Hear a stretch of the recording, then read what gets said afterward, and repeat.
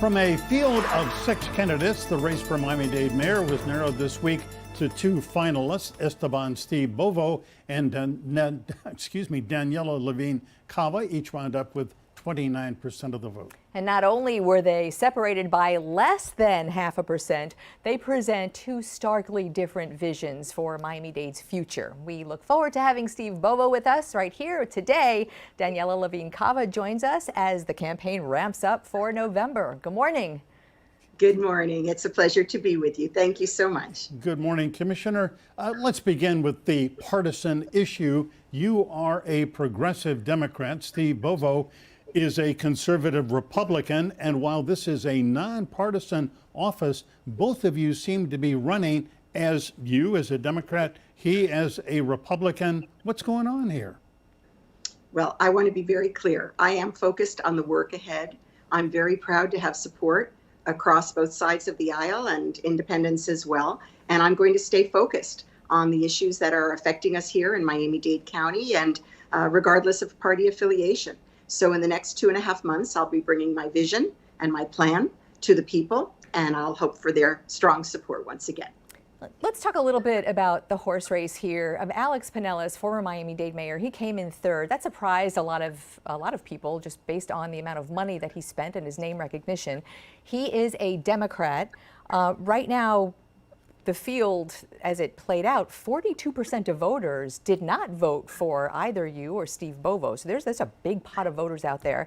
And Alex Pinellas, the third vote getter, had said on a Spanish language radio program this week that he could see himself supporting Steve Bovo. Where do his voters go? Does that surprise you based on his party and his philosophies? And what do you make of that?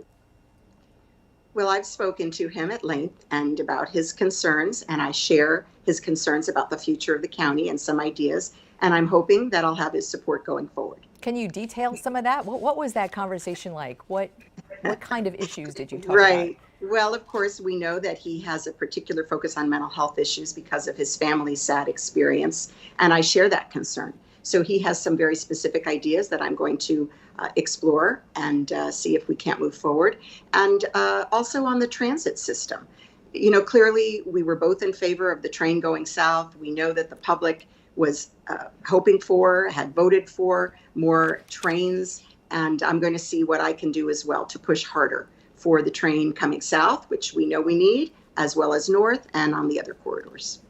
Daniella, let's talk about a really important issue, I think, in this campaign is how you are perceived politically by the electorate. We know you, I know you for the last nearly 40 years in Miami-Dade as a social services executive, a lawyer for the poor and the underprivileged. You have devoted your life and career to that in this campaign and also as a commissioner for the last 6 years. Steve Bovo says there is a leftward tilt on the county commission that is pushing it too far to the left, and he essentially says, that's you. Are you trying to move government to the left? I've been 40 years, as you say, fighting for the people in this community. I've been very close to our neighborhoods throughout Miami-Dade County. I'm going to continue to be that person. Right now, we are facing a hopeful recovery from this COVID pandemic. We need to get our health under control, and we need to reboost our economy. I have focused on small businesses as a commissioner. I've created an incubator, a small business academy. I'm going to bring that county-wide. We must focus on taking care of our health, getting this COVID under control, and then providing the safety, the mentoring, the access to capital, innovation that our small businesses need. That is my focus. If I can just follow up, not too long ago on the county commission, you tried to move forward a resolution or an ordinance that would have provided paid sick leave, 7 days, for the contractors who are county contractors, employees, and Steve Bovo and other commissioners who are more conservative squashed that attempt. And Steve Bovo is citing that as an example of how you are too liberal for Miami-Dade. What is your response? 80% of the American people believe in paid sick.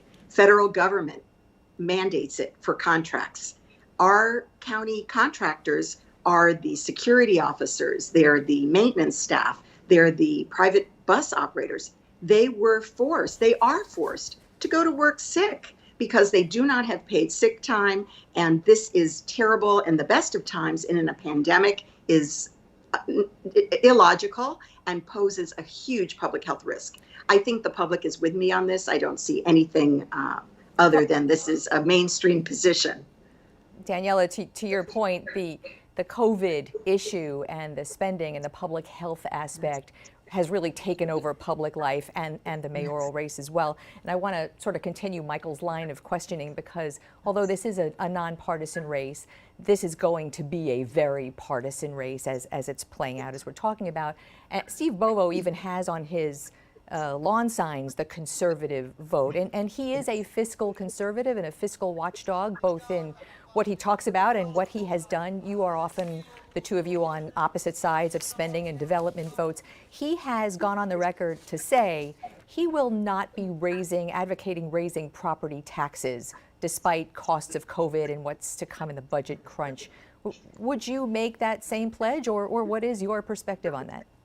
I have made that pledge. Clearly, people are suffering. This is the time we need to focus on helping people get through. Fortunately, we have the Federal CARES Act dollars. He tried to block CARES money going to assist people with their housing needs. I mean, this is not paying attention to the voice of the people. This is really out of touch and out of step with the people's struggles right now. And that is where I will focus. This is my whole life, is helping people improve their standard of living, be part of the American dream, step up into the middle class. That is where I focus my energy for 40 years. And as mayor, I'll continue to make sure that people can recover economically and health-wise. Yeah, Daniella, in about 30 seconds, it's a complex issue, but we hear this cry, defund the police. Your opponent, Steve Bovo, essentially is saying, yeah, Daniella Levine Cava is in favor of defunding the police. Are you? Certainly not, and I've been very clear. And every year that I was in office, I supported an increase in the police budget. We brought 80 additional police officers to South Dade. I've brought a new police station and the planning for South Dade. I've restored the agricultural patrol to full-time staffing. I'm all about neighborhood policing, solving crimes. Public safety is first. And I am a consistent and reliable supporter of making sure that our public is safe. Daniella Levine Cava, candidate for Miami-Dade mayor. Great to have you this morning, Thank and be an interesting couple of months. Yes, ma'am. And we, Daniella, invite you and Steve Bovo to come back close to Election Day, have a good old-fashioned debate, maybe not in the studio, but virtually, but hope you'll do that. Absolutely. Ready when you are. Thanks so much.